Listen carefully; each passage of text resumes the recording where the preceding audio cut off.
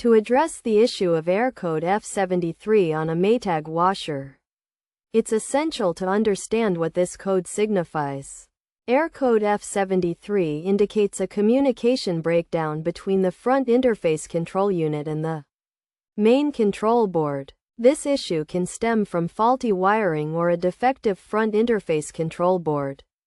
To resolve the problem, start by inspecting the front interface control board.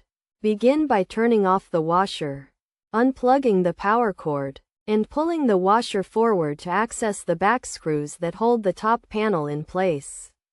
Remove the top panel to get a clear view of the connections between the front interface control unit and the main control board, and verify that each wire is securely attached to its connector.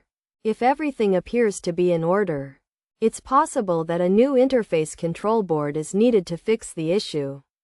However, replacing this part is a delicate task that typically requires the expertise of a professional technician. Another potential solution is to reset the washer, as error code F73 can sometimes occur after a sudden power outage. To do this, turn off the washer, unplug it from the outlet, or switch off the breaker. Wait for 60 seconds, and then plug it back in and turn it on to see if the issue has been resolved.